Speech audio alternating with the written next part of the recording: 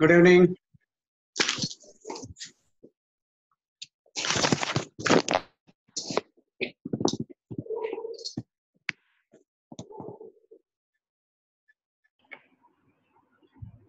वहाँ से निकालो ना जो पता थी क्यों परेशान हो? क्या सुना है?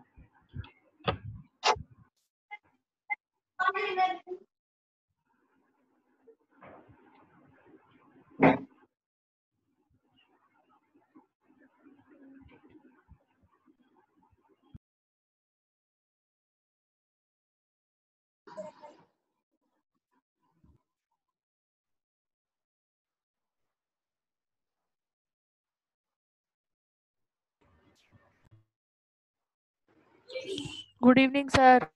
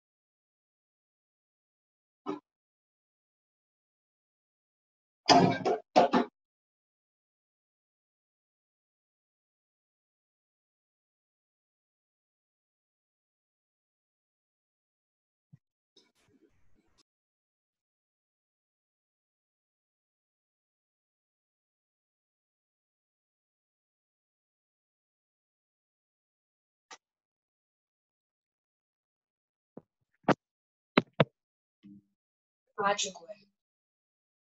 जो एक नंबर पे ट्राई करिए, कल में ट्राई करिए।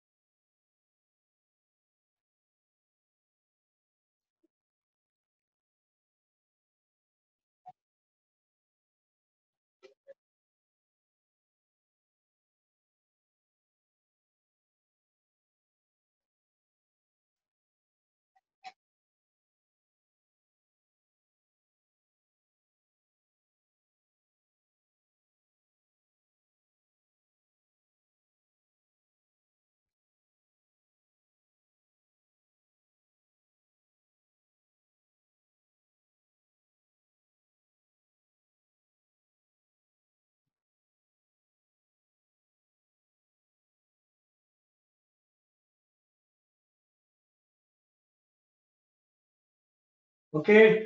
Good evening to everyone. Good evening to everyone. Good evening, sir. Good evening, sir. Good evening, Good sir. evening, sir. Good evening, sir. Good evening, Yes, sir. Good evening, Now sir. we are starting our online classes. हमने अपनी online classes start कर रहे हैं आज से, ठीक है। तो इसमें ऑनलाइन क्लासेस में कुछ बेसिक रूल्स होते हैं।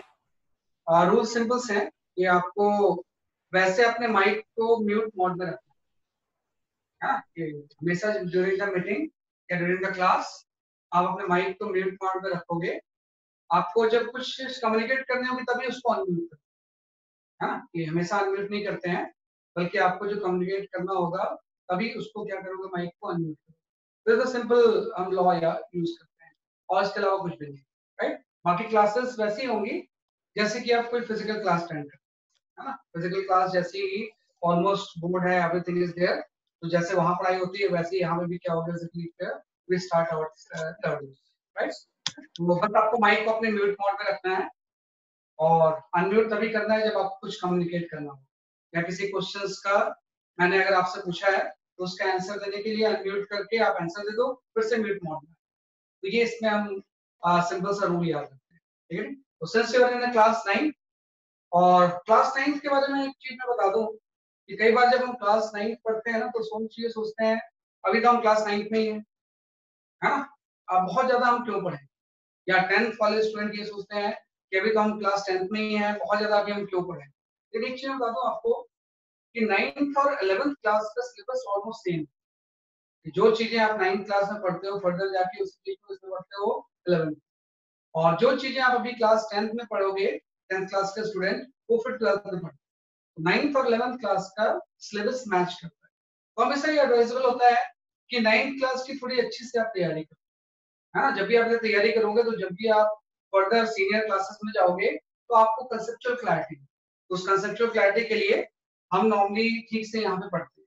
तो बस वही है कि जब हम पेस की क्लास ज्वाइन करते हैं तो इसमें बहुत ज्यादा कुछ आपको एक्स्ट्रा बहुत कुछ करने की जरूरत नहीं है। मैं हर क्लास का आपके पास क्लास नोट्स होना चाहिए कि जो भी चीज है यहाँ पढ़ाई जाती है उसका एक नोटबुक मेंटेन करो, राइट। और जो भी आपको होमवर्क दिया जाएगा वो होमवर्क आप एकदम अच्छे से उसको फॉलो करो, कि होमवर्क है या मॉड्यूल सॉल्व करना है उसको अच्छे से हम सॉल्व करते हैं। हमारी मॉड्यूल ही काफी अच्छी होती है, बेस की जो मॉड्यूल है उसमें काफी कुछ दिया होता है, राइट। तो आपको सिंपल सा यहाँ पे, क्योंकि आज फर्स्ट क्लास है इसलिए आई विल एक्सप्लेन कुछ आपकी बेसिक चीजें आपको फॉलो करनी है। तो सबसे पहले जो चीज होती है जो कि आपको फॉलो करनी है वो आपकी क्लास के नोट्स, है ना, कि जो भी आप क्लास में नोट्स प्रिपेयर करोगे, है ना, उसको आप हमेशा रिवाइज करते रहना। क्लास में हमेशा नोट्स प्रिपेयर करते हैं और each and every subject. Second यहाँ पे आता है आपका क्लास नोट्स के बाद हम बात करते हैं जैसे कि आपकी क्लास नोट्स जैसे आपने प्रिपेयर कर लिया, सेकंड में आपकी जो स्कूल बुक्स है ना, कि स्कूल की बुक्स को फॉलो करवाओ, है ना। जो भी आपका बोर्ड है उस बोर्ड के अकॉर्डिंग जो भी रिकमेंडेड बुक है, एनसीईआरटी है या आईसीएसई बोर्ड की बुक्स हैं उसको आप फॉलो करो। और तीसरा हम पेस का मॉड्यूल फॉलो करते हैं, we follow the module of pace module, है ना। तो तीन चीजों में हम फोकस करेंगे कि हमें से किसी भी अगली चीज करने से पहले आपकी ये तीन चीजें कंप्लीट होनी चाहिए, राइट। उसके बाद फर्दर आई विल टेल कि भाई फर्दर अब आपको क्या फॉलो करना है। लेकिन अभी ये चीज है कि स्टार्टिंग में we focus on only these three things, class notes, school books, and last में क्या हो जाएगा सके आपका पेस का मॉड्यूल। तो पेस का module everybody has got, pace का मॉड्यूल आपको मिल चुका है पीडीएफ फॉर्म में। Yes sir. अच्छा, sir. कहाँ पे आप कहाँ के स्टूडेंट हो, दिल्ली या गाजियाबाद? जिनको मिल चुका है दिल्ली, गाजियाबाद वालों को मिला है क्या? Ghaziabad students have you got the pace module? Yes, sir. अच्छा, आपको ये मिल गया, ठीक है। पीडीएफ फॉर्म में अगर मिल गया है ना तो दैट्स फाइन, है ना, कि पीडीएफ फॉर्म में अगर आपको ये मॉड्यूल मिल गया है तो उसी को फोकस कर। हर दिन आपको I will explain some page number, कि आज जो भी हमने पढ़ा है इसमें आप इस पेज से इस पेज तक आप रिवाइज करके आना, या उसको आप घर पे जाके पढ़ना। पेज नंबर के अकॉर्डिंग हर वीक का आपको मैं टारगेट दूंगा, उसको फॉलो करना। तो स्टार्टिंग में ये तीन है बाकी तो बहुत सारी चीजें होती हैं कि some students cover SC Verma also.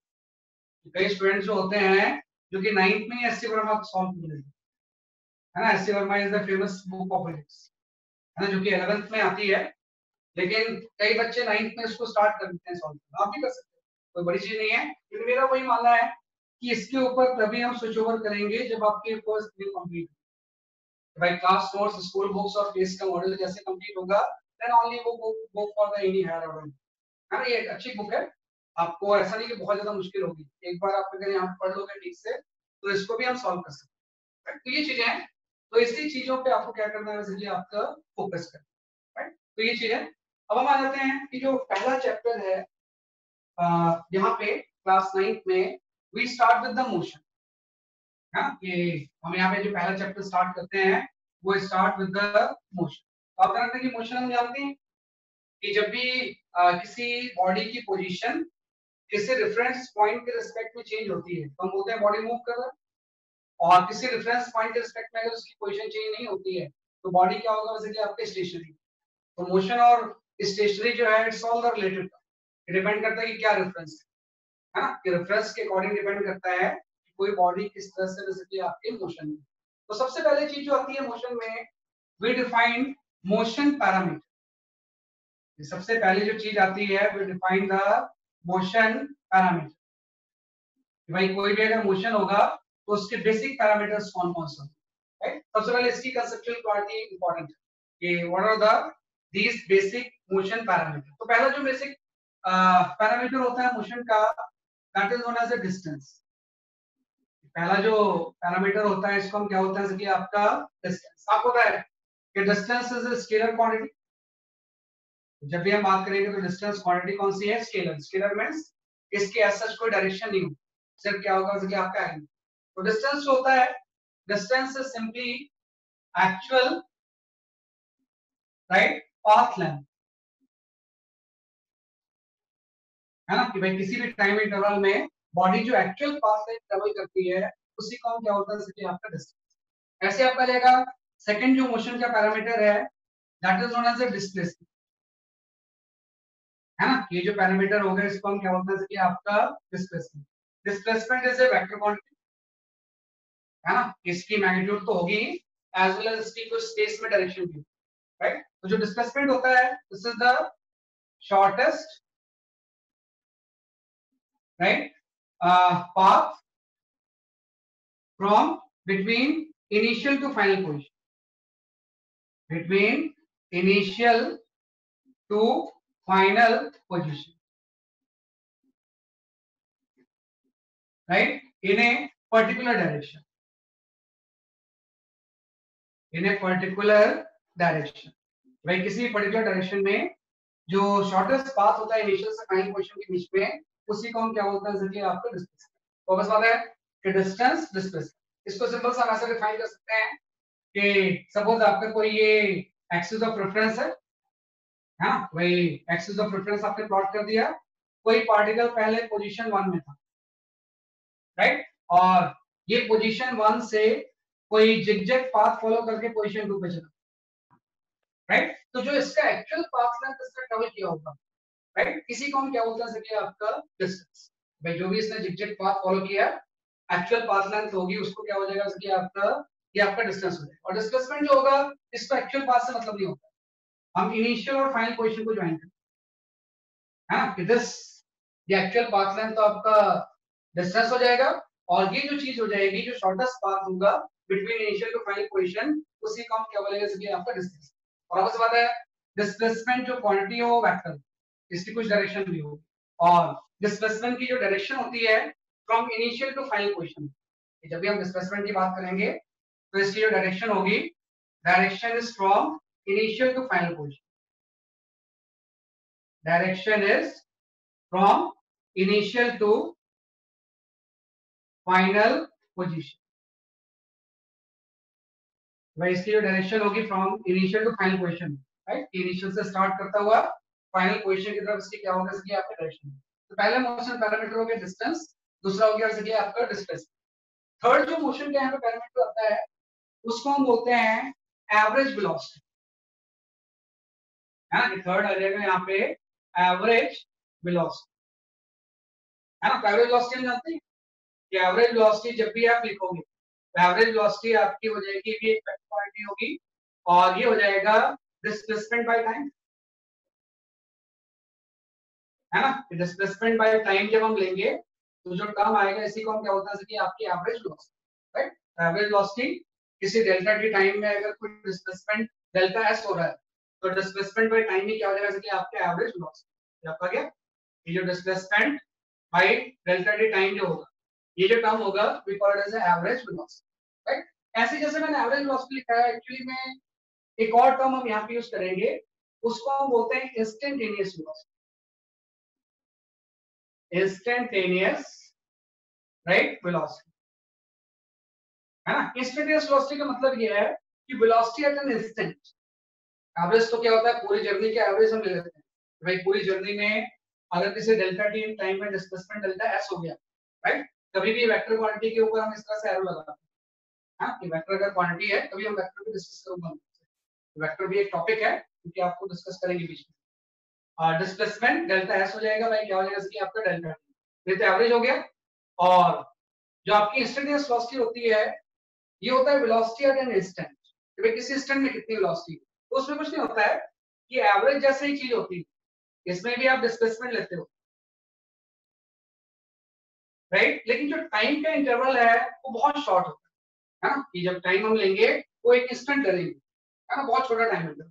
तो इंस्टेंटेनियस वेलोसिटी के लिए हम यहाँ पे यूज करते हैं short interval of time, short interval of time, है ना। Displacement bye short interval of time क्या हो जाएगा, इंस्टेंटेनियस वेलोसिटी, ये हो गया एवरेज वेलोसिटी, ये इंस्टेंटेनियस वेलोसिटी। सेम वे हम यहाँ पे एक फोर्थ टर्म डिफाइन करते हैं, वी डिफाइन एवरेज स्पीड, है ना, कि हम एक टर्म डिफाइन करेंगे एवरेज स्पीड। तो आपको पता है एवरेज स्पीड जो होगी, ये वाला जो टर्म होगा ये हो जाएगा distance by time,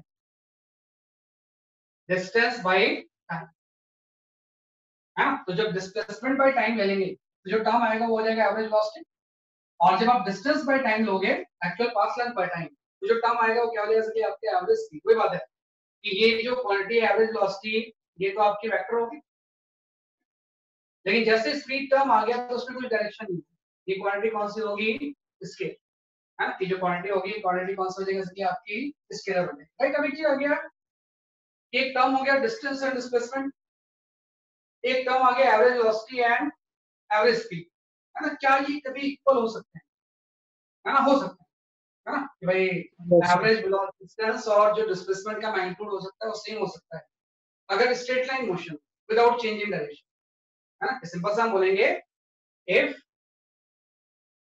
motion is straight line, motion is straight line, line without change in direction, without change in direction, है ना, कि motion is straight line without change in direction। उस केस में हम जानते हैं कि जो डिस्टेंस होता है ना, डिस्टेंस जो होगा ये इक्वल हो जाएगा मैग्नीट्यूड ऑफ डिस्प्लेसमेंट, जो डिस्टेंस होगा this is equal to the magnitude of displacement, equal to the magnitude के लिए हम इस तरह से बाहर लगाते हैं, ये किसके इक्वल हो जाएगा, डिस्प्लेसमेंट, है ना। क्या ध्यान रखना कि जब कोई स्ट्रेट लाइन मोशन हो और जिसमें कोई डायरेक्शन चेंज नहीं हो, जाके कोई चीज वापस नहीं आनी चाहिए, तो उस टाइम डिस्टेंस किसके इक्वल हो जाएगा कि आपके magnitude of displacement. Otherwise distance हमेशा ज्यादा होगा, इस केस में था, इस केस में कर्व मोशन था, डिस्टेंस ज्यादा था, डिस्प्लेसमेंट की वैल्यू कम, ये दोनों इक्वल तभी होते हैं जब स्ट्रेट लाइन मोशन हो विदाउट चेंजिंग डायरेक्शन। ऑब्वियस बात है कि डिस्टेंस एंड डिस्प्लेसमेंट के ऊपर ही average velocity and average speed depend करता है। तो ऑब्वियस बात है डिस्टेंस और डिस्प्लेसमेंट अगर सेम होंगे, ये दोनों भी सेम होंगे, तो हम यहाँ पे लिख सकते हैं कि अगर ऐसा होगा देन जो एवरेज स्पीड होगी, right, this is equal to magnitude of average velocity, है ना। इस तरह से जब हम बार लगाते हैं, बार का मतलब सिंपल होता है, किसकी बात कर रहे हैं, जैसे कि आपके मैग्नीट्यूड, है ना, वेक्टर क्वांटिटी है ना, तो जब बार लगाएंगे तो उसकी सिर्फ मैग्नीट्यूड रहेगी, डायरेक्शन नहीं, राइट। तो ये कुछ बेसिक पैरामीटर हमने डिस्कस किए, average speed, average velocity and average speed, और ये दोनों कब इक्वल होते हैं? जब भी कोई मोशन स्ट्रेट लाइन होगा विदाउट चेंज इन डायरेक्शन, तो उस केस में दोनों टर्म क्या होंगे, जैसे आपके इक्वल होंगे। एज फॉर एग्जांपल, जैसे अगर हम average speed and average velocity निकालना चाहें, तो मैं ऐसा आपसे बोल सकता हूं एज एग्जांपल 1 है, आप लिखते रहना, you keep on writing, just आप इसको लिखो, जस्ट राइट।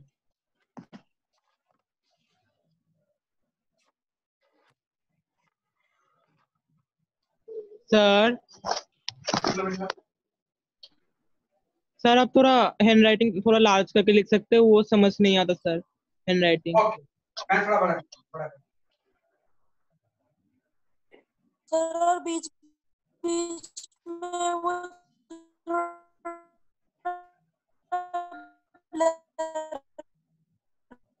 भी हो जाता है नेटवर्क प्रॉब्लम की वजह से।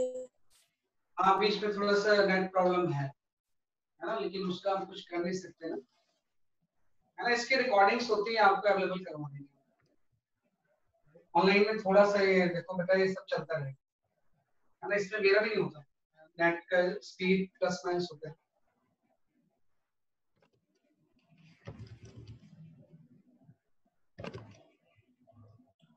बाकी आप ये पढ़ने के बाद आप उसको जाओगे ना, जब आपके नोट्स पढ़ोगे आप या इसका मॉड्यूल पढ़ोगे, you will get to no.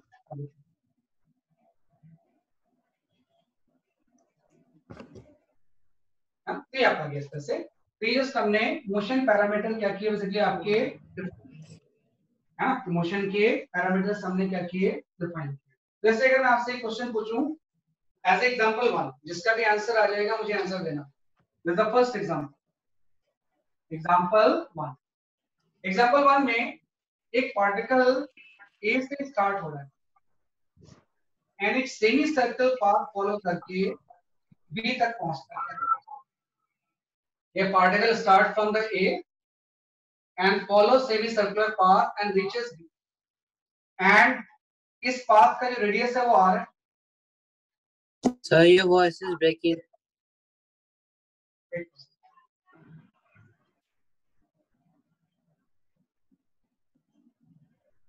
A particle starts from the A and reaches point B. Right? और इसका जो radius है, that radius is capital R. It follows the semicircular path, right? And total journey time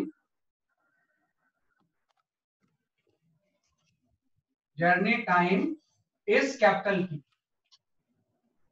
हाँ, कि भाई a particle start from the A, follows semicircular path and reaches B of radius R, and total journey time is capital T. Then find out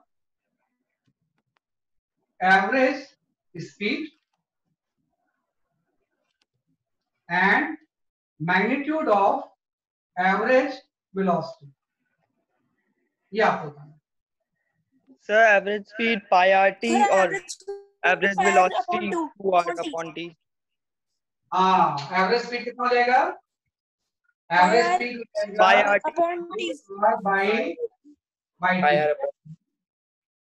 and average velocity 2rt 2r by t. 2r by t. 2r by t। बिल्कुल सही है, आप समझ गए कि what is the meaning of the distance and displacement. Just एक particle जो है ए से स्टार्ट होके रीचेस द बी, है ना। तो अगर मुझे एवरेज स्पीड निकालना है देन डिस्टेंस बाय टाइम, तो डिस्टेंस इसने कितना ट्रैवल किया, पाई आर, है ना, और टाइम कितना लग गया, कैपिटल टी, राइट।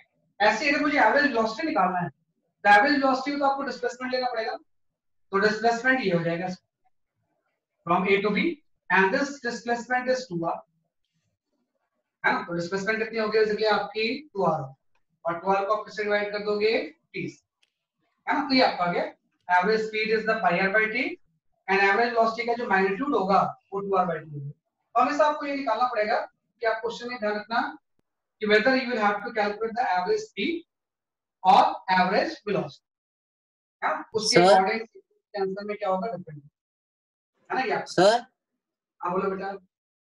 सर आपने अभी करवाया था कि sir average speed is equals to magnitude of average velocity. तो सर अगर एवरेज स्पीड सिर्फ पाई आर अपॉन टी है तो सर एवरेज वेलोसिटी भी पाई आर अपॉन टी होनी चाहिए। हाँ, वो मोशन तब होगा ना जब motion is straight line without change in direction, तभी ऐसा होगा। Okay sir, thank you sir. Straight line motion without change in direction, otherwise ये मोशन तो कर्व है ना, कर्व मोशन हो या डायरेक्शन जाके कोई चीज वापस आती है तो ऐसा नहीं होता।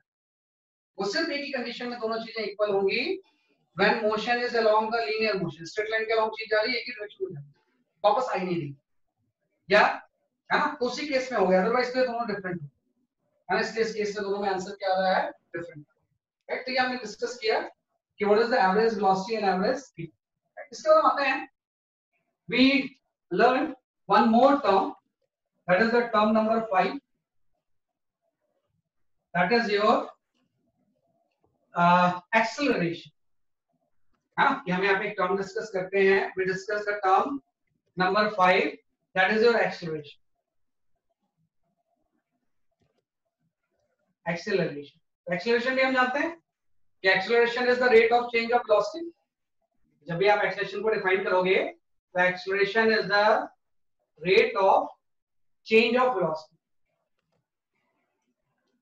change of velocity। जो rate of change of velocity होता है we call it as a acceleration, है ना। सपोज मैंने आपसे ऐसा बोला कि यहाँ पे कोई पार्टिकल है, इसकी velocity u है, किसी टाइम t के बाद यहाँ पे इसकी velocity v होगी, है ना। स्टार्टिंग में इसकी velocity u थी, सपोज velocity बढ़ के इसकी स्पीड कितनी हो गई, आपकी v होगी, राइट। ये स्पीड में चेंज हो गया, u से v हो गया। आपको तो स्ट्रेट लाइन मोशन है तो स्पीड और वेलोसिटी सेम टर्म होगी, है ना, अदरवाइज मैं दोनों को अलग अलग यूज करूंगा। जस्ट मैं बोलूंगा इसके मोशन में एक्सेलेरेशन क्या हो, एक्सेलेरेशन जस्ट हम लिख देंगे कि acceleration is simple rate of change of velocity. Rate of change of velocity का मतलब हो जाएगा delta v by delta t, है ना। Delta v is the change in velocity and delta t is the time interval. ये जो term होता है इसी को हम क्या होता है आपका एक्सेलेरेशन। आपको पता है इनिशियल स्पीड इसकी u थी,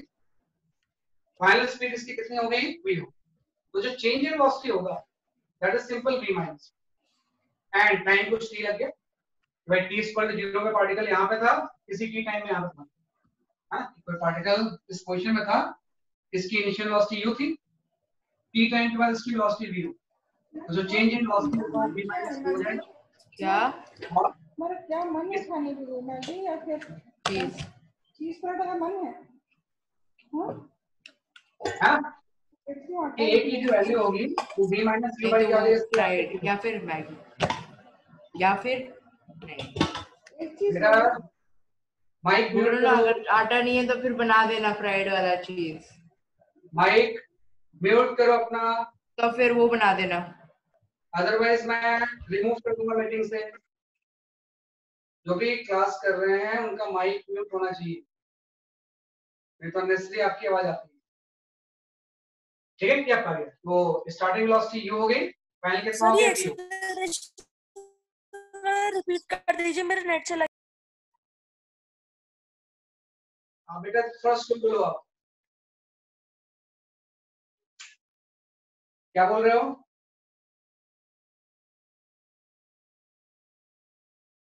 क्या एक्सेलेरेशन जो हो जाएगा वो आपका हो जाएगा rate of change of velocity. तो स्टार्टिंग में इसकी वेलोसिटी u थी, फाइनल वेलोसिटी कितनी होगी, v होगी, तो एक्सेलेरेशन की वैल्यू हो गई change in velocity by time, that is the v minus u by t, right. कोई चीज आ गया कि एक्सेलेरेशन जो होगा वो rate of change of velocity होगी, राइट। और अब से बात है, एक टर्म हम यूज करेंगे नेगेटिव एक्सेलेरेशन, यहाँ पे हम एक टर्म यूज करेंगे नेगेटिव एक्सेलरेशन, है ना, जिस केस में स्पीड कम हो, है ना, तो उस एक्सेलरेशन को हम क्या बोलते हैं, नेगेटिव एक्सेलरेशन। तो जो नेगेटिव एक्सेलरेशन होगा इसी को sometimes we call as a retardation, है ना। ये जो नेगेटिव एक्सेलरेशन होगा इसी को हम क्या बोलते हैं, जैसे आपका रिटार्डेशन। रिटार्डेशन मतलब होगा कि पार्टिकल की स्पीड टाइम के साथ क्या हो रही है, कम होगी। जब इंक्रीज होगी तो एक्सेलरेट हो रहा है, जब कम होगी तो नेगेटिव एक्सेलरेशन है, इसी को हम क्या बोलते हैं, रिटार्डेशन, या sometimes we call it as a de acceleration, right. ये डिसेलरेशन भी इसको बोलते हैं, है ना। तो पहली बड़ी इंपॉर्टेंट चीज आ गई। देखो अभी जो हम सारा का सारा मोशन पढ़ेंगे, एक ऐसा मोशन पढ़ेंगे जिसमें कि एक्सेलरेशन की वैल्यू कांस्टेंट है। अभी जो भी हम मोशन चैप्टर पढ़ रहे हैं, सर आपने इस मोशन रेट्रोडेशन चैप्टर के नीचे क्या में लिखा है? Acceleration is constant. सर आपने रेट्रोडेशन के नीचे क्या लिखा है? Motion, excuse me sir. हाँ बताओ बेटा। सर आपने रेट्रोडेशन के नीचे क्या लिखा है? D acceleration, D acceleration, acceleration के आगे डी लगा दो आप, है ना। जैसे एक्सेलरेशन है, नेगेटिव एक्सेलरेशन को भी कॉल करते हैं रिटार्डेशन या डी एक्सेलरेशन, है ना। डी एक्सेलरेशन जो होगा वो कोई चीज क्या होती है, जैसे कि आपके रिटार्डेशन, राइट। अब हम आते हैं कि आपको जो यहाँ पे पढ़ना है motion, you will have to study motion with constant acceleration, constant acceleration, है ना। कि अभी हम कोई दूसरा मोशन नहीं पढ़ रहे हैं, ऐसा मोशन पढ़ रहे हैं जिसमें कि एक्सेलरेशन की वैल्यू कांस्टेंट है ना। आपको पता है एक्सेलरेशन जब भी होगा तो एक्सेलरेशन की जो यूनिट होगी, तो उसे यूनिफॉर्म वेलोसिटी कह सकते हैं? नहीं, उसको हम यूनिफॉर्म एक्सेलरेशन बोल सकते हैं। कांस्टेंट एक्सेलरेशन को we call as a uniform acceleration, है ना। अगर यूनिफॉर्म वेलोसिटी है तब तो एक्सेलरेशन की वैल्यू 0 होती है। अगर कोई चीज यूनिफॉर्म वेलोसिटी से मूव कर रहा है, वेलोसिटी चेंज ही नहीं हो रही, है ना, तो आपको पता है चेंज इन वेलोसिटी 0 हो जाएगा, मींस एक्सेलरेशन की वैल्यू क्या होगी? 0। तो बस बात है कि अभी हम पढ़ेंगे मोशन विद कांस्टेंट एक्सेलरेशन, या इसी को हम क्या बोलते हैं? Uniform acceleration. कि ऐसा कोई पार्टिकल है जिसका कि एक्सेलरेशन कांस्टेंट है ना। मैंने बोला एक्सेलरेशन की जो वैल्यू इस पार्टिकल की है, ये सपोज है 10 मीटर पर सेकंड स्क्वायर, हाँ, 10 मीटर पर सेकंड स्क्वायर इसकी एक्सेलरेशन। तो जो भी इसकी 10 मीटर पर सेकंड स्क्वायर है, इट विल रिमेन कांस्टेंट। ऐसा नहीं कि 10 से 11 हो जाएगा, फिर 12 हो जाएगा, ऐसा नहीं। जो भी चीज है वो क्या रहेगी, जैसे कि आपकी कांस्टेंट है। तो हम जो भी मोशन पढ़ रहे हैं, we are studying the motion with constant acceleration. जैसे इस केस में था कि आपने बोला, इसको आप ठीक से समझना, कि जैसे टाइम इक्वल टू 0 था, तो यहाँ पे कोई पार्टिकल स्टार्ट होता है, इसकी इनिशियल वेलोसिटी होती है u, इसके ऊपर एक एक्सेलरेशन लगता है और ये एक्सेलरेशन कांस्टेंट है, हाँ। और एक एक्सेलरेशन की वेलोसिटी का t इक्वल टू 0 पे इसकी इनिशियल वेलोसिटी कितनी थी u, हाँ, u को called as initial velocity, we called as a initial velocity, है ना। और इसमें कुछ एक्सेलरेशन लगा, और एक्सेलरेशन लग के इसकी फाइनल वेलोसिटी किसी t टाइम के बाद v होगी, है ना। तो v जो होगा इसमें, इसको हम बोलेंगे फाइनल वेलोसिटी, फाइनल वेलोसिटी। तो t इक्वल टू 0 पे जो वेलोसिटी है वो इनिशियल वेलोसिटी है, और किसी t टाइम पे इसकी वेलोसिटी क्या होगी, जैसे कि आपके फाइनल। अब फॉर ध्यान दो, यहाँ पे 3 टर्म यूज हो रहे हैं, u, v एंड a। जब हम इसको आपस में रिलेट करेंगे तो हम यहाँ पे एक इक्वेशन पढ़ेंगे, उसी को हम बोलते हैं इक्वेशन ऑफ मोशन। यहाँ पे वी स्टडी 3 इक्वेशंस, उसी इक्वेशंस को हम बोलते हैं इक्वेशन ऑफ मोशन। यहाँ पे आएगा आपका इक्वेशन ऑफ मोशन,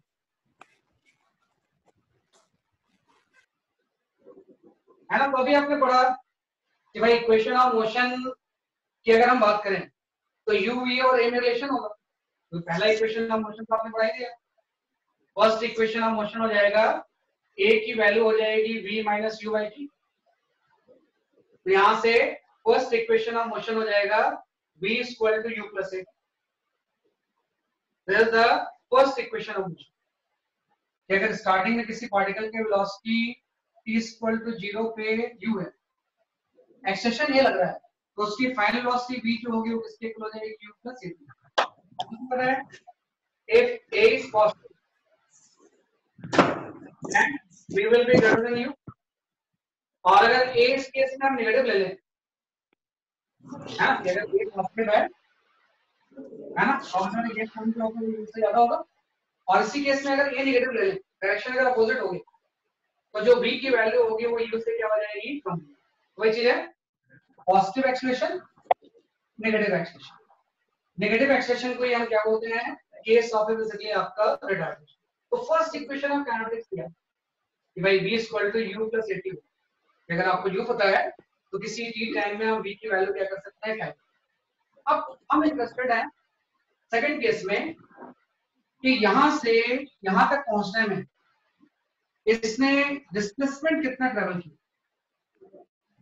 है ना। भाई यहां से स्टार्ट हुआ तो इसने डिस्टेंस कितना ट्रेवल किया, राइट, या डिस्प्लेसमेंट इसका कितना हुआ, क्योंकि स्ट्रेट लाइन मोशन है तो डिस्टेंस एंड डिस्प्लेसमेंट सेम है, राइट। तो तुम्हें करना है कि t टाइम में इसका डिस्प्लेसमेंट कितना होगा, तो उसका भी तरीका है। सेकंड केस में मैं ऐसा लिख लूंगा कि भाई जो डिस्प्लेसमेंट होगा ये आपका हो जाएगा v + * t। बेटा माइक म्यूट करो सब लोग, otherwise I will have to check. Mike mute नहीं करोगे तो मुझे चेक करना पड़ेगा किसका माइक म्यूट नहीं है।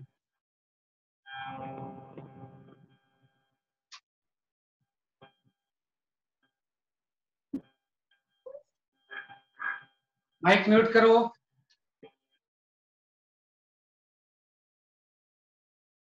सर हाँ सर ये कहाँ पर है कि h सर v एस क्या है? + u। हाँ, इसमें हम ऐसा बोलेंगे कि जो डिस्प्लेसमेंट होगा ना ये एवरेज वेलोसिटी इनटू टाइम हो जाएगा, है ना। कि जो ये वाला टर्म जो होगा ना, इनिशियल वेलोसिटी u है, फाइनल वेलोसिटी v है, तो इसकी जो एवरेज वेलोसिटी होगी v + u/2 होगी। और आपको पता है वेलोसिटी को जब हम टाइम से मल्टीप्लाई करेंगे तो डिस्टेंस आ जाएगा, क्योंकि हर इंस्टेंट में वेलोसिटी चेंज हो रही है ना। तो हम यहाँ पे कोई सिंगल वेलोसिटी नहीं लिख सकते, बल्कि ये हो जाएगा एवरेज वेलोसिटी इनटू क्या हो जाएगा आपका टाइम, है ना। इसके और भी मेथड्स होते हैं, लेकिन यहाँ पे हम एवरेज वेलोसिटी इनटू टाइम लेंगे। यहाँ पे हम पुट कर देंगे एवरेज वेलोसिटी इनटू टाइम। तो आपका आ गया v + u/2 इनटू t। अब इसको और थोड़ा सा अगर हम रिफाइन करें तो हम यहाँ से v की वैल्यू सब्स्टिट्यूट कर सकते हैं। we substitute the value of the u v here, तो यहाँ पे अल्टीमेटली आपका आ जाएगा u + at + u divided by 2 into t। आपने जस्ट ये किया, डिस्प्लेसमेंट हो जाएगा एवरेज वेलोसिटी इनटू टाइम, और यहाँ पे आपने v की वैल्यू u + at पुट कर। तो अल्टीमेटली आप देखो किसी भी t टाइम में डिस्प्लेसमेंट की वैल्यू आ जाएगी ना।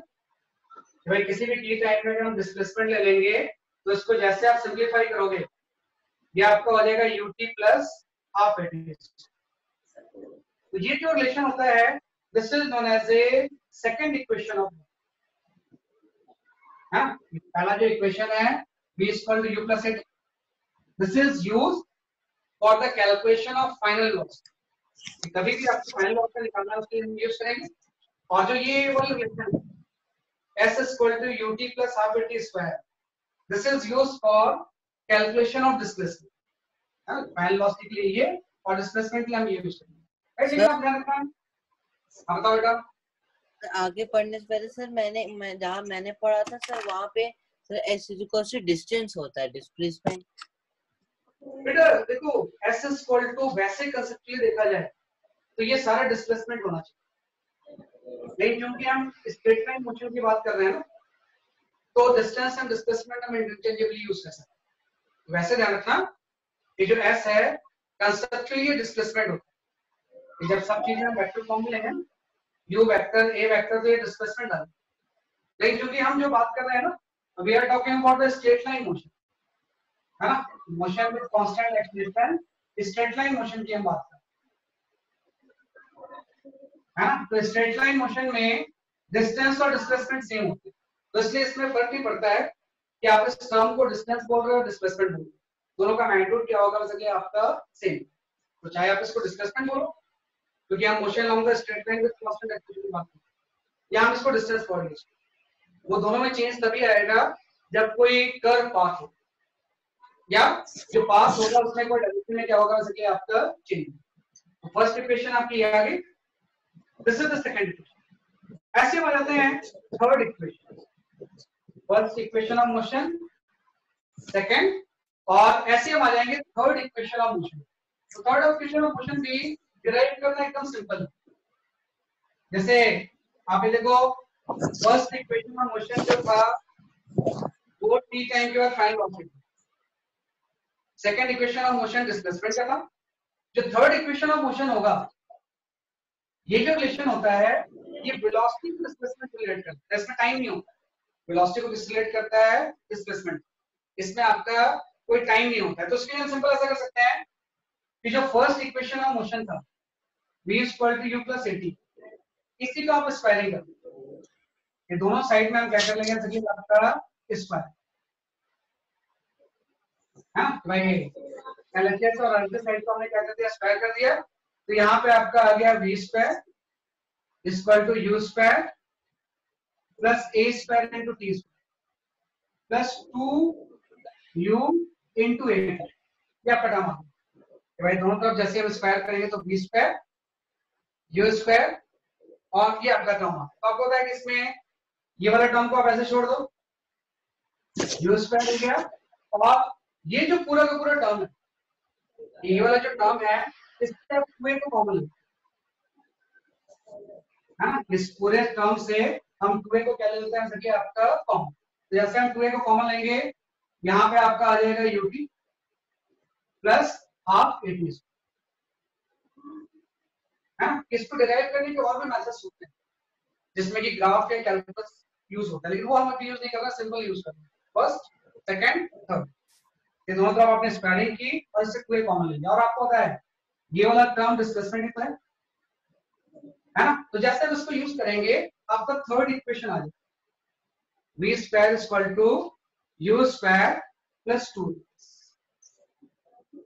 है ना। तो आप ध्यान रखना कि जब भी किसी केस में एक्सेलेरेशन कांस्टेंट हो या यूनिफॉर्म एक्सेलेरेशन हो, these three equations are valid। t time के बाद फाइनल वेलोसिटी निकालना है तो फर्स्ट इक्वेशन, किसी भी t टाइम में डिस्प्लेसमेंट निकालना है तो सेकंड इक्वेशन, और वेलोसिटी और डिस्प्लेसमेंट को अगर रिलेट करना है तो हम यूज करेंगे v² = u² + 2a × s, right. तो इसी थ्री इक्वेशंस के ऊपर हम अपनी स्टडी को फर्दर क्या करेंगे, प्रोसीड।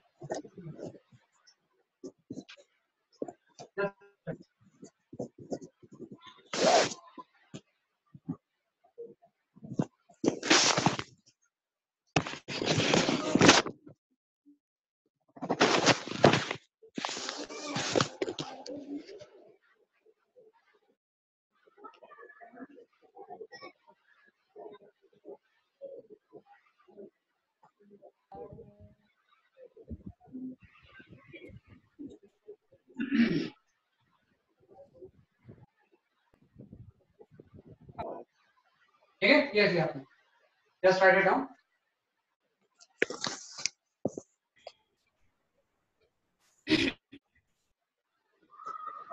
तो जब भी आपको इक्वेशन लिखना है तो इसी तीनों से आप सॉल्व करोगे। As for example, as example 2 हम लेते हैं, है ना। एज एग्जांपल 2 अगर हम लें,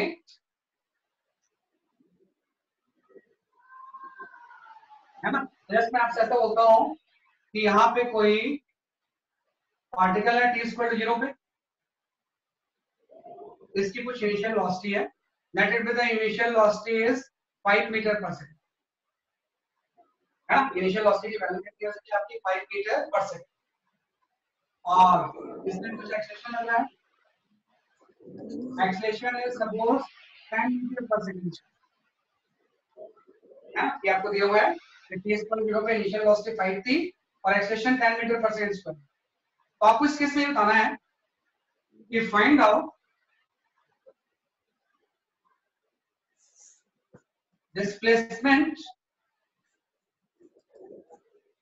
at the end of 2 seconds. And displacement at the end of 2 seconds. 2 second के बाद इसका डिस्प्लेसमेंट कितना है?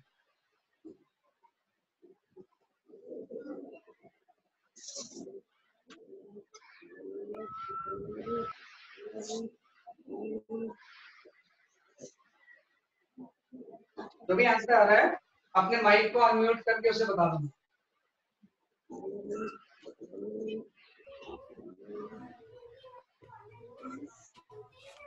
30 meters. 30 मीटर पक्का सही है? बिल्कुल सही है। देखो 30 मीटर। यूज दिया हुआ था, टाइम दिया हुआ है और डिस्प्लेसमेंट निकालना है, तो आपको चूज करना है कौन सा इक्वेशन मुझे यूज करना है।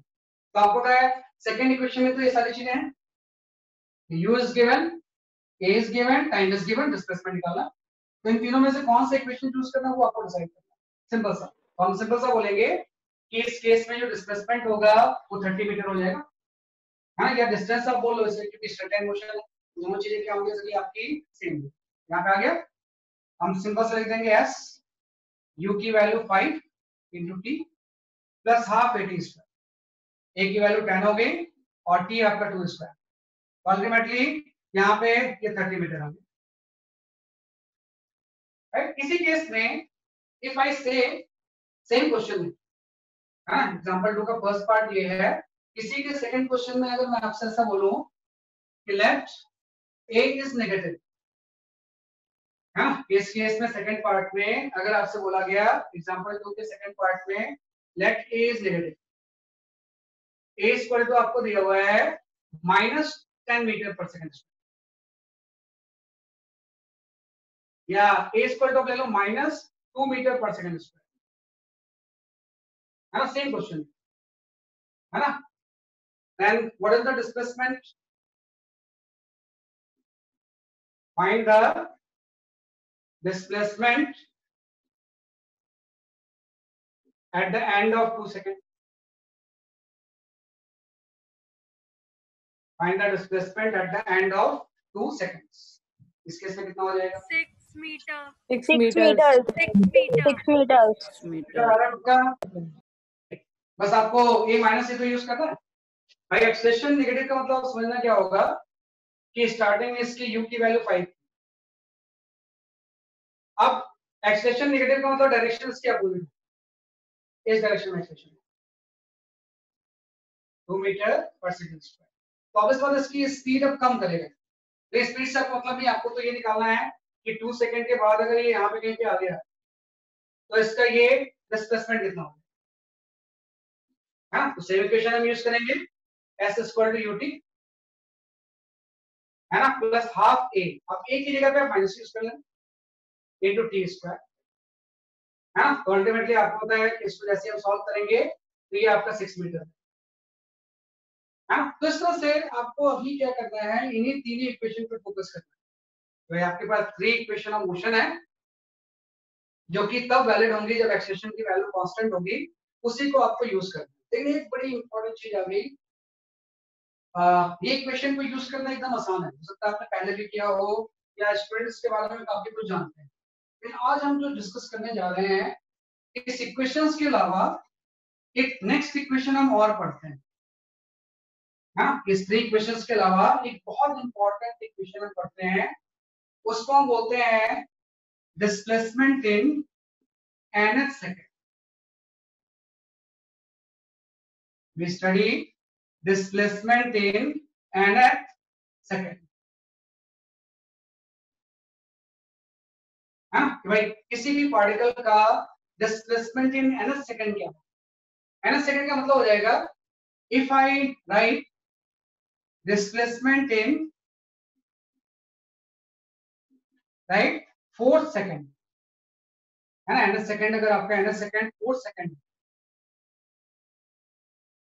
है ना, तो इसका मतलब हो जाएगा कि पूरे 4 सेकंड तक नहीं, 4 सेकंड, 4 सेकंड का मतलब हो जाएगा डिस्प्लेसमेंट बिटवीन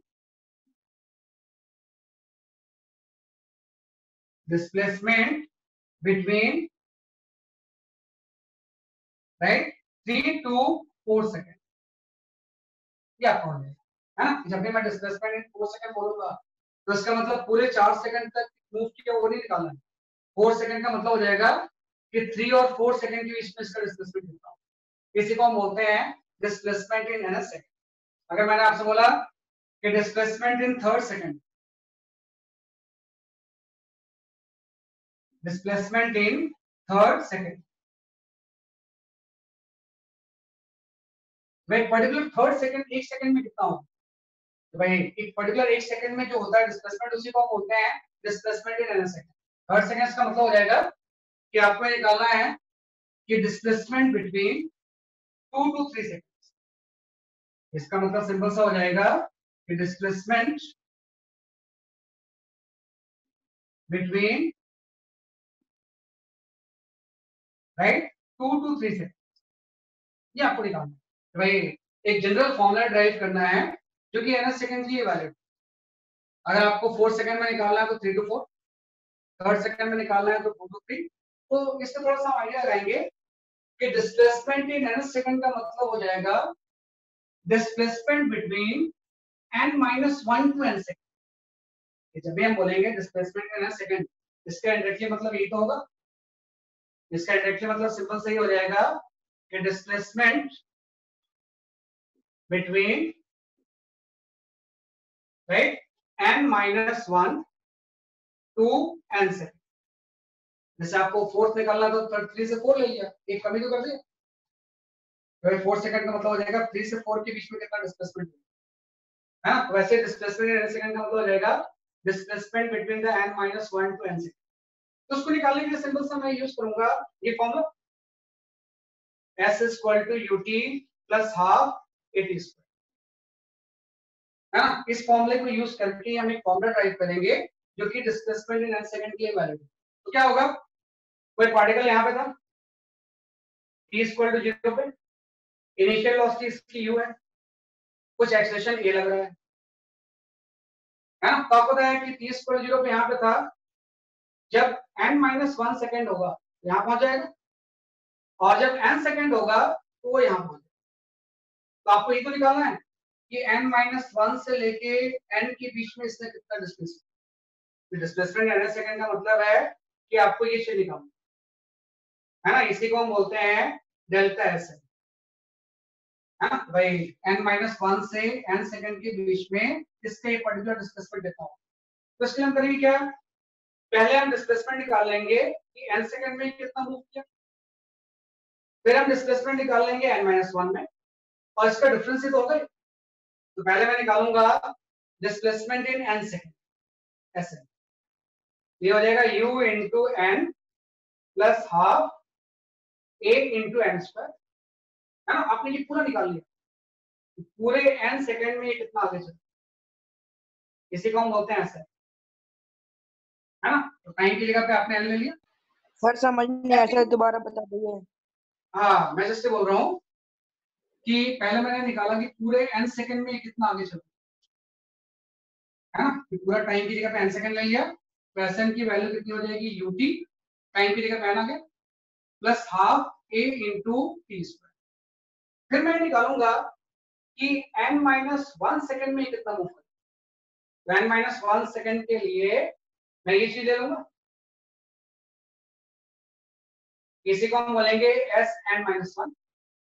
भाई पूरे n सेकंड में इतना यहां से यहां पहुंच गया, एक सेकंड कम में यहां से यहां पहुंच गया। वही चीज है कि जब मैं Sn-1 लूंगा तो यहाँ पे टाइम की वैल्यू n-1 सेकंड हो जाएगी। तो यहाँ पे आ गया u × n-1 + half a × n-1 का स्क्वायर। अब देखते मैंने क्या किया कि जैसे पार्टिकल यहाँ से स्टार्ट हुआ, पूरे n सेकंड में इतना यहाँ पहुंचा, n-1 सेकंड में यहाँ पहुंच गए। तो ये दोनों मैंने निकाल लिया इक्वेशन ऑफ मोशन यूज करके। पहले टाइम n ले लिया, फिर टाइम मैंने कितना ले लिया, जैसे कि आपका n-1। अब मुझे ये निकालना है कि what is the displacement in nth second. इसी को तो हम बोलते हैं displacement between the n-1 to n second. This is known as the displacement in n second. तो ये बीच का गैप तो निकालना है। तो इस बीच की गैप निकालने के लिए मैं क्या करूंगा, पूरे से इसको माइनस कर दूंगा। तो अगर मुझे ये निकालना है कि what is the displacement in nth second, if I wish to calculate displacement in nth second, है ना। तो जो डिस्प्लेसमेंट इन nth सेकंड होगा ये आपका हो जाएगा Sn-1। और यहां से इन दोनों की वैल्यूज में यहाँ पे राइट। तो आप जस्ट पुट करके देखो क्या आपका फॉर्मूला आ रहा है। What is the formula for displacement in ns second. हाँ, सब लोग सॉल्व करो और जो फॉर्मूला आ रहा है जस्ट मुझे कम्युनिकेट पूरा कर सकते समझने के बाद। Sir u plus a by 2 into bracket 2n minus 1। हाँ सही है, सही है। सब लोग ट्राई करो, सबकी कॉपी में आना चाहिए। सर क्या? ये इन दोनों को वहां पे पुट करके ultimately displacement in ns second का फॉर्मूला आ गया।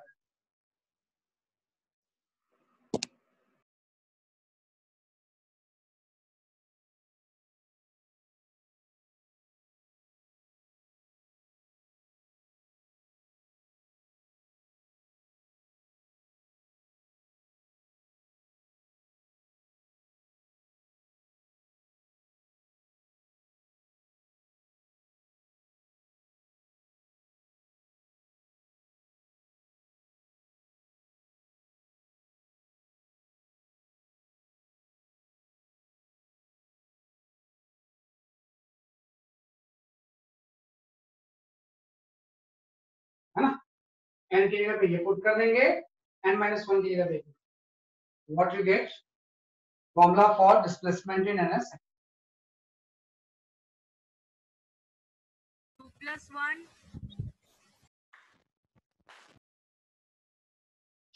देखो आपका फॉर्मूला इस फॉर्म में आना चाहिए, u plus half a into 2n minus 1।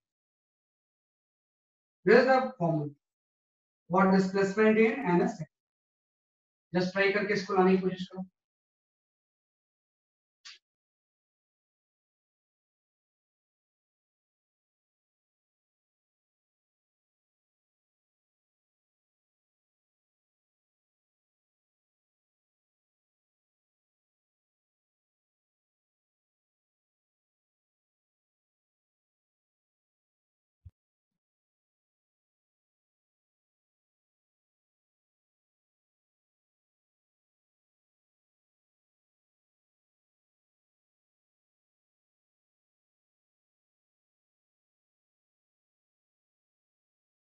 Sir आ गया। कारा सभी का सब लोग ट्राई करके लाना। तो ये आपका फोर्थ इक्वेशन है। थर्ड इक्वेशन तो पहले मैंने बताया था, एक की एडिशनल इक्वेशन आप यहाँ इससे बहुत सारे न्यूमेरिकल सम सॉल्व करेंगे। और कैसे आया ये इंपॉर्टेंट चीज, हाउ वी गेट, है ना, कैसे मैंने टेक्निक यूज की। n-1 टू n, पहले n निकाल लिया, फिर n-1 निकाल लिया, माइनस करके वी गेट दिस। इसको हम बोलते हैं डिस्प्लेसमेंट इन ns सेकंड, एक पर्टिकुलर सेकंड में, चाहे वो पर्टिकुलर सेकंड फोर्थ हो। अगर फोर्थ सेकंड है तो n की जगह पे फोर्थ आ जाए, अगर थर्ड सेकंड है तो n की जगह पे 3 आ जाए। किसी भी पर्टिकुलर सेकंड का हम डिस्प्लेसमेंट निकाल सकते हैं।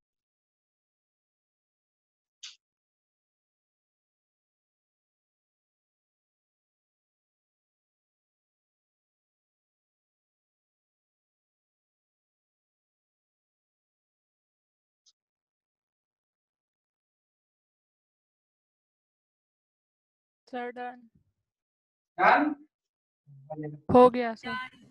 बिल्कुल बिल्कुल।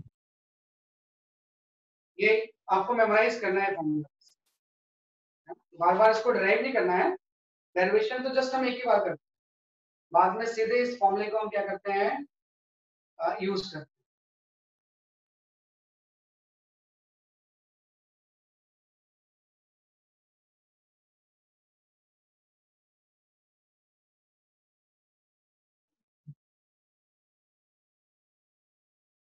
चलो अब इसी के ऊपर you try some numericals.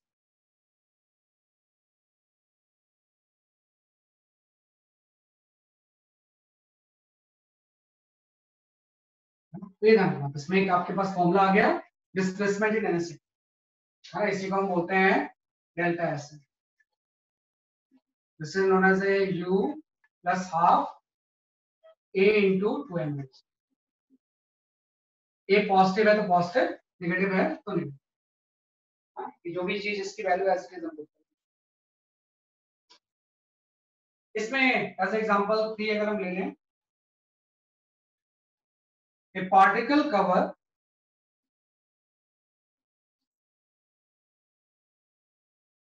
a particle cover 16 meter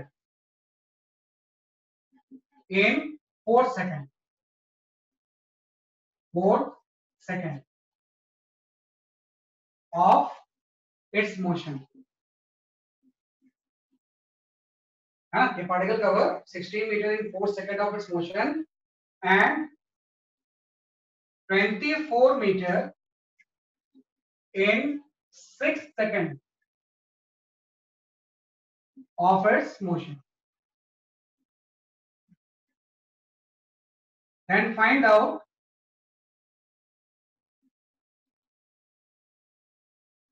initial velocity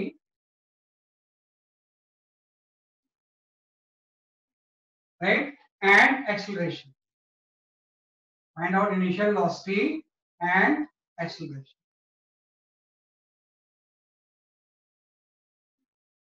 Particle cover 16 meter in 4 seconds and 24 meter in 6 seconds. And find out the initial velocity and acceleration.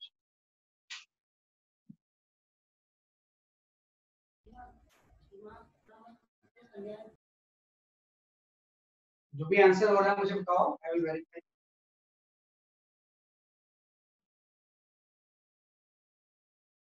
आराम से करो, कोई जल्दबाजी नहीं।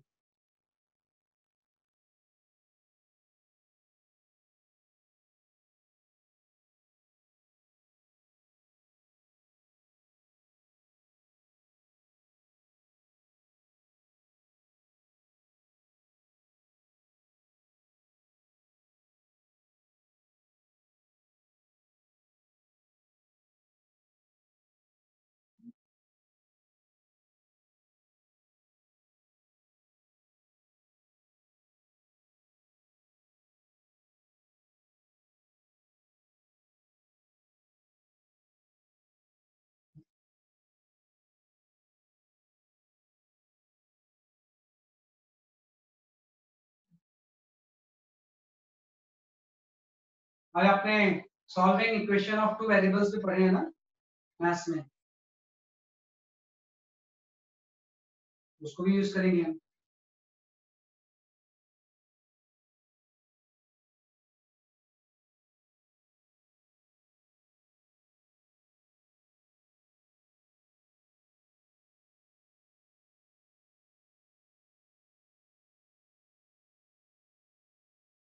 सर एक्सेलरेशन है 4 मीटर पर सेकेंड। ये तो नहीं आ रहा बेटा। सर 4 मीटर पर सेकेंड स्क्वायर, 4 मीटर पर सेकेंड स्क्वायर एक्सेलरेशन। नहीं, मेरे पास ये आंसर मैच नहीं कर रहा, मुझे चेक करना पड़ेगा। Let other two also solve.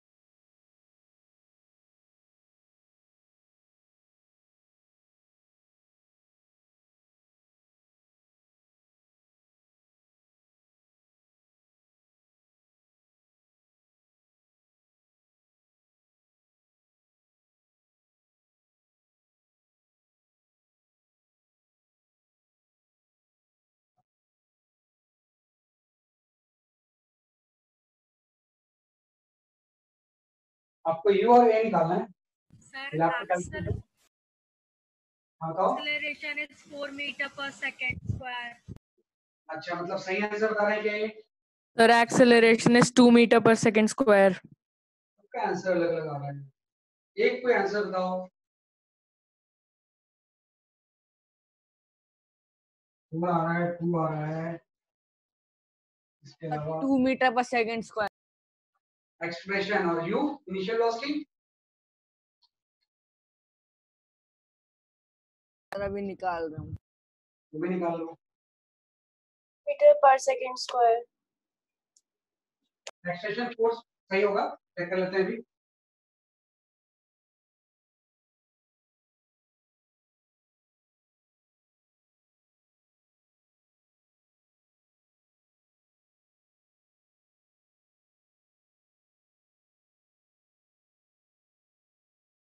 भाई दो इक्वेशन तो लिखनी है इसके अकॉर्डिंग,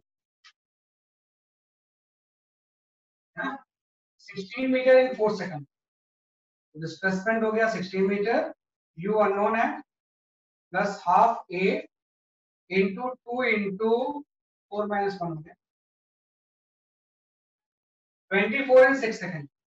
डिस्प्लेसमेंट हो गया 24, u same, half a into 2 into 6 second minus 1। बस टू इक्वेशंस हैं, टू अननोन्स हैं, सॉल्व कर लेंगे answer. Whatever answer you get just check कर लो।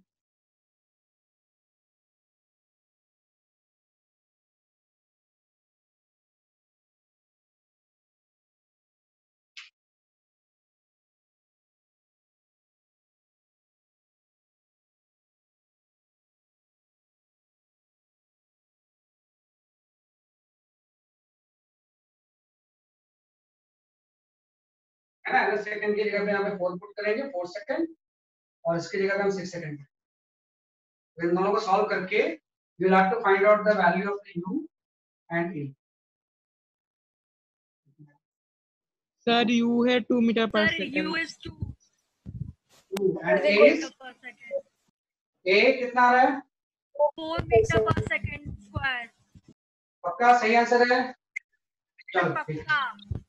पक्का ठीक है। u is equal to 2 meter per second and acceleration is 4 meter per second. I trust on you. हाँ, तो सब दोनों इक्वेशंस को हम क्या कर लेंगे, सॉल्व कर लेंगे। चलो नेक्स्ट क्वेश्चन लिखो। सर 2 मिनट वेट कर लीजिएगा। हाँ कोई नहीं। सर एक बार आप सॉल्व कर दिखा दोगे? क्या सॉल्व करके दिखाएं क्या? चलो चेक करता हूँ, मैंने चेक नहीं किया। दिखा दो एक बार। Yes sir. हाँ चेक कर लेते हैं एक बार ना। जैसे चेक करेंगे वैसे तो कितना हो जाएगा आपका ये 16, ये आपका हो गया u प्लस हो गया वैसे कि आपका 11a/2।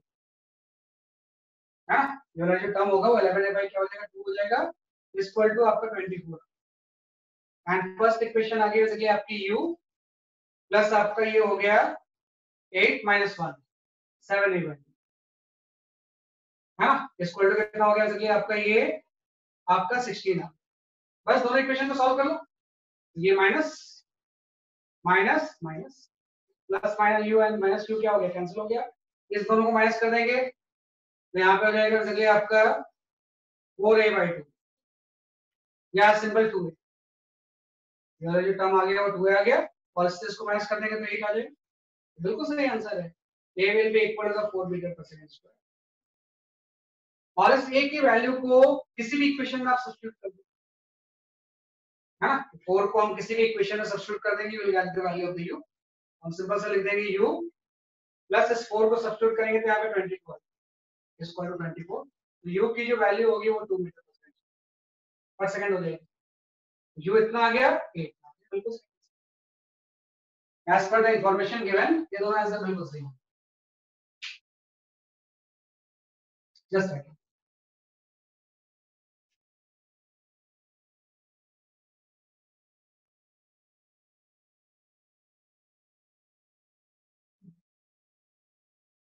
यहाँ पर।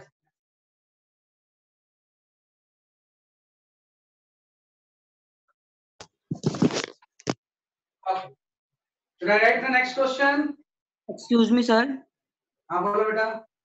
सर जब 11a/2 में से 11 सर जब 11a/2 में से 7a/2 माइनस करो तो सर 4a/2 निकला। तो 2a आ गया। Yes sir. कैंसिल है। 2a आ गया। और 24 में 16 माइनस करेंगे तो क्या आएगा? 8 आ जाएगा। तो एक यस की सर। वैल्यू सही था। 2a आ गया, 8 आ गया, a की वैल्यू इतनी आ गई। a की वैल्यू को इसमें वापस सब्स्टिट्यूट कर दिया हमने। यहाँ पे 22 हो गया और ये 24 है, तो ये ऐसा क्या? चलो नेक्स्ट क्वेश्चन एज एग्जांपल 4। हमारा मेन न्यूमेरिकल सी सॉल्व करने होते हैं थ्योरी पढ़ने के बाद। हाँ, इसमें ऐसा दिया हुआ है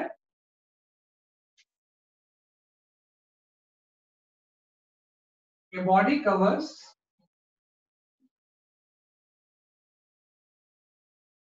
covers 20 meter in 7 seconds. 20 meter in 7 seconds. Right? Covers 7 seconds. And 24 meter sir in how बताओ? सर ये कहाँ से निकला u + 22 = 24? हाँ बेटा, इसमें a की वैल्यू हम पुट कर देंगे ना यहाँ पे। जैसे हम a की वैल्यू यहाँ पे 4 पुट करेंगे, 2 से 2 कैंसिल हो जाएगा, तो 2 into 11 22 हो जाएगा।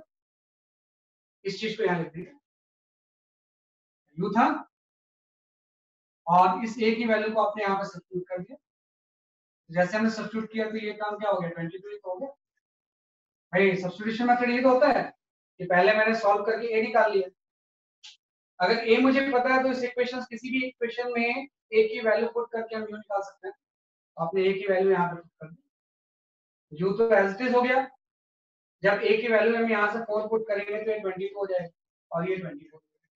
22 इधर गया तो 2 आ गया। u की वैल्यू 2 आ गई, a की वैल्यू कितना आ गया? 4 आ गया। The body covers 20 meter in 7 seconds and 24 meter in 9 seconds of its motion.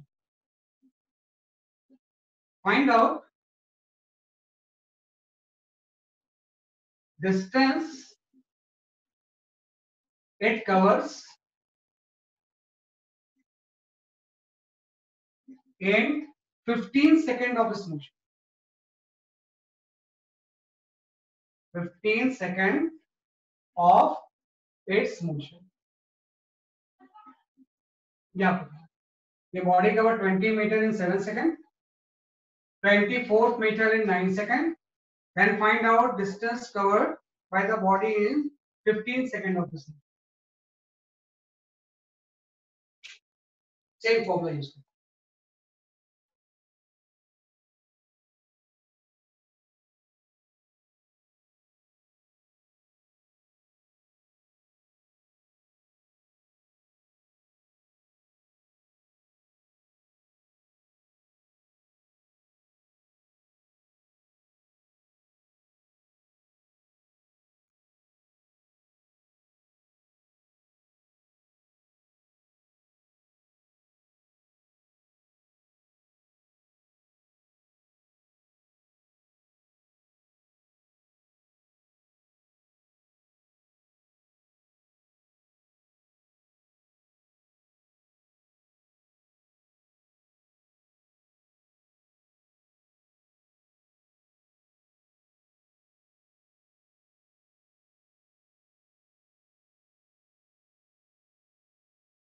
Sir शायद 36 metre. Sir 36 metre. 36 metre.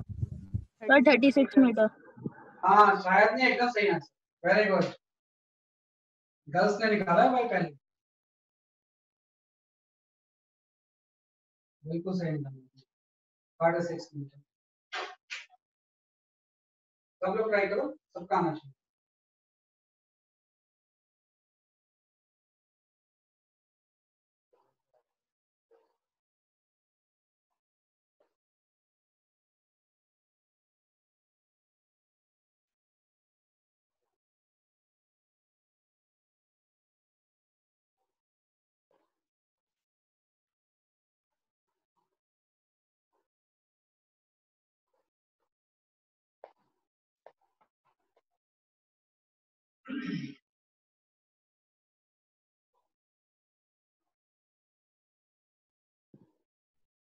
7 second में 20 होगा, 9 सेकंड में 24 होगा, 15 में 36 मीटर।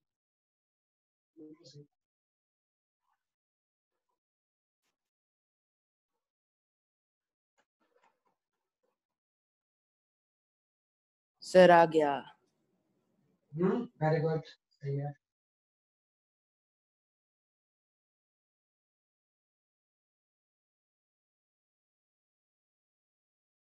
तो न्यूमेरिकल में तो सब तो सॉल्व करते हैं, ऑनलाइन हो या ऑफलाइन हो, एक ही तरह से पढ़ना होता है।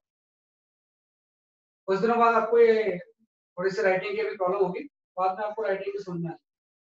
वो तो टीचर के साथ जैसे झलक होते हैं, वो क्या लिख रहा है उसको खुद ही समझ सकते हैं।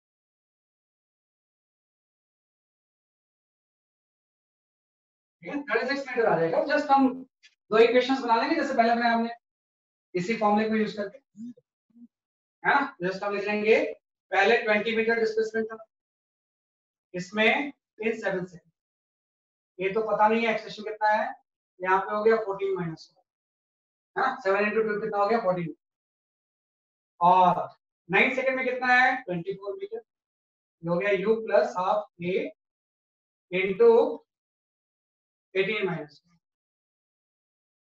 है ना। तो इन दोनों को सॉल्व करके u और a आ जाएगा, और एक बार अगर u एंड a आ गया तो आपका डिस्प्लेसमेंट इन 15 सेकंड आ जाएगा।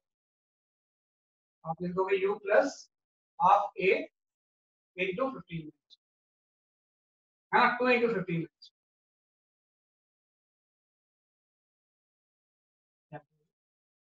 हाँ, तो इन दोनों इक्वेशन से we can find out the u and a, और इस u एंड a को इसमें सब्स्टिट्यूट कर दें, will get the answer 36 metre, है ना, पक्का आ जाएगा।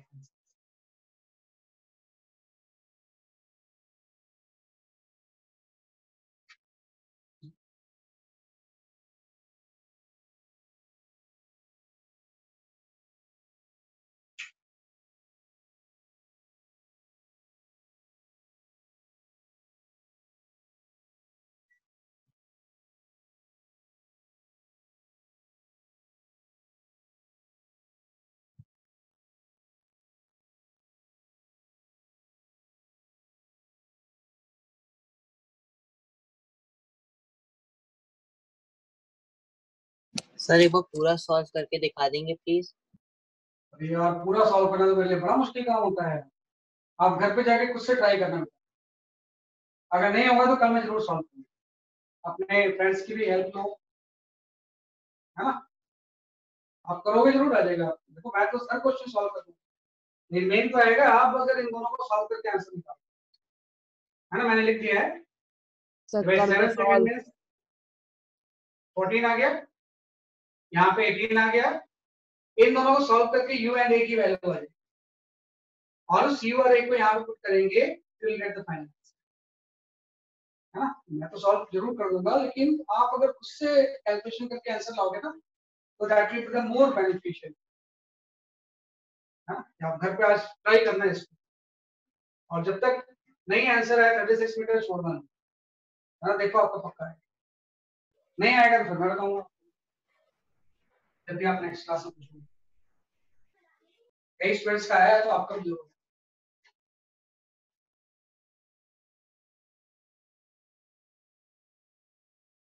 चलो last question of the day, देखिए किसका आंसर आता है इसमें। Example 6, if sum of distance traveled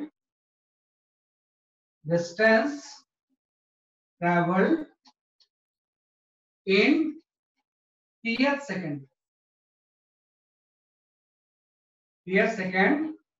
and t plus 1 second is 100 meter. The sum of distance traveled in the ts second and t plus 1 second is 100 meter. Then find out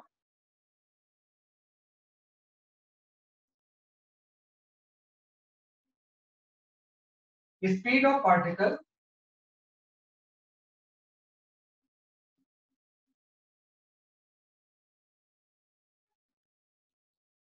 after t second in straight line motion.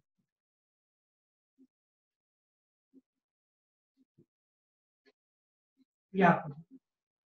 The sum of the distance traveled in the ts second in t plus 1 second is 100 meter. Then find out the speed of particle after t seconds.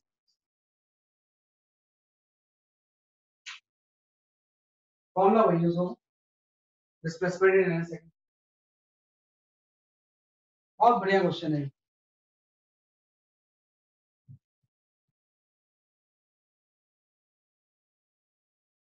Sir आपने क्या लिखा है? Then find the speed of particle. Find out speed of particle after t second in straight line motion. जो motion है वो straight line. Find out speed of particle after t second in straight line motion.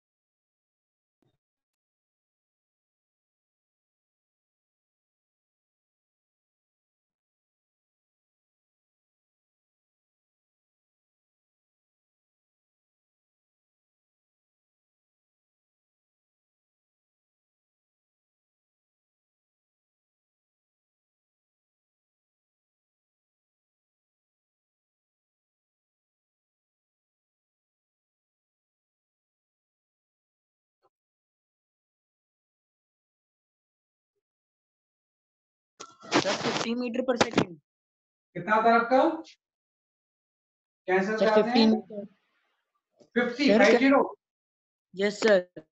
हाँ बिल्कुल सही. क्या नाम है बेटा आपका? नाम क्या है आपका? Sir Aman Gupta. Aman Gupta. Very good Aman Gupta. अमन बिल्कुल सही बताया है.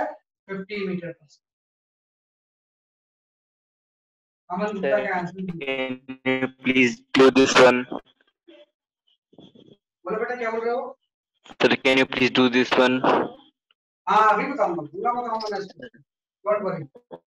देखो इस क्वेश्चन को पूरा सॉल्व करते हैं बहुत अच्छे से. हाँ sum of the distance travel in the ts second. तो जब मैं यहाँ पे distance travel in the ts second लिखूंगा तो u हो गया प्लस हाफ a हो गया. टाइम n की जगह पे मैं t लिख दूंगा. 50 - 1.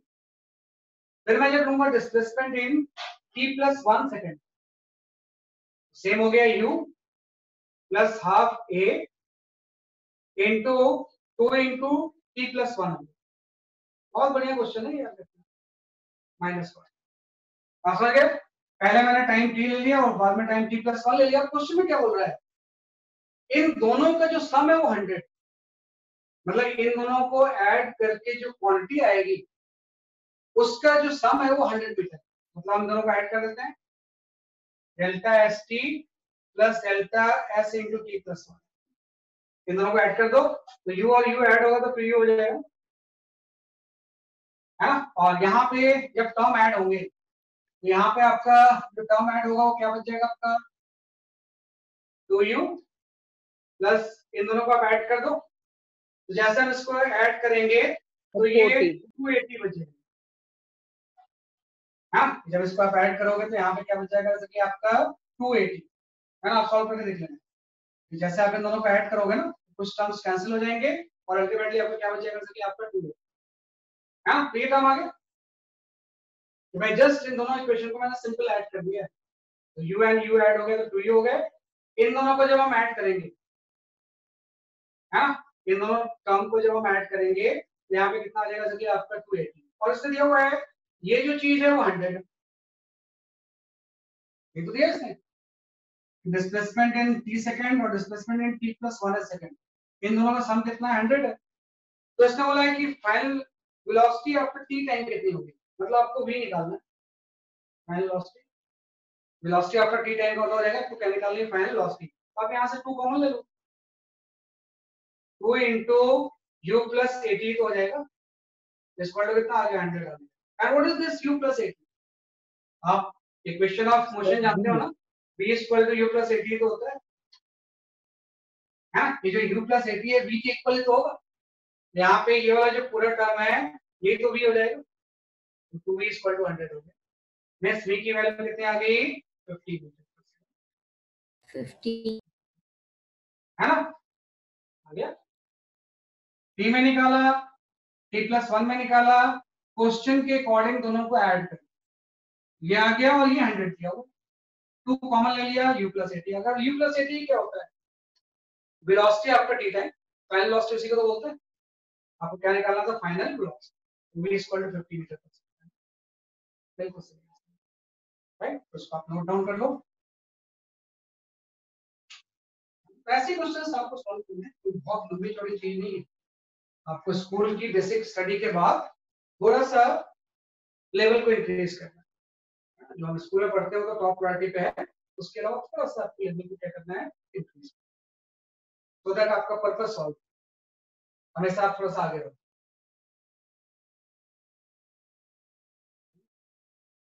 अब आप क्या करोगे, आपको सबको मॉड्यूल मिल चुका है, तो आज घर पे जाके, है ना, before coming to the next class, जो आपका मॉड्यूल में मोशन चैप्टर है इसका page number 1 to page number 15 study कर लो। जो आपका मॉड्यूल दिया हुआ है 1 से लेके पेज नंबर 15 तक एक बार रिवाइज कर लीजिए, है ना। तो आपको जो भी चीज हमने पढ़ा है वो और क्रिस्टल क्लियर हो। तो before coming to the next class, page number 1 to page number 15 complete करें, है ना। आपका जो मॉड्यूल है उसमें फर्स्ट चैप्टर ये हमने डिस्कस किया। और आज की क्लास में जो भी डाउट्स होंगे घर पे जाके सबको रिवाइज करो। कोई भी चीज आपको लगता है कि मुझे बहुत अभी अच्छे से नहीं आया है या मैं इसको समझ नहीं पाता हूँ, उसको आप मार्क करो, और मार्क करके नेक्स्ट क्लास से पहले उससे पूछो। नेक्स्ट क्लास में मैं जैसे आऊंगा मैं आपसे पूछूंगा कि आपके डाउट्स क्या हैं, तो आप पूछना कि सर ये मेरे डाउट्स हैं, राइट। तो इस टाइम भी ओवर हो चुका है। That's all for today. Okay, bye bye. Have a nice day, sir. Have a nice day, sir. Have a nice day, Thank you, sir. sir. Thank you, sir. Thank you, sir. Have a nice day, sir.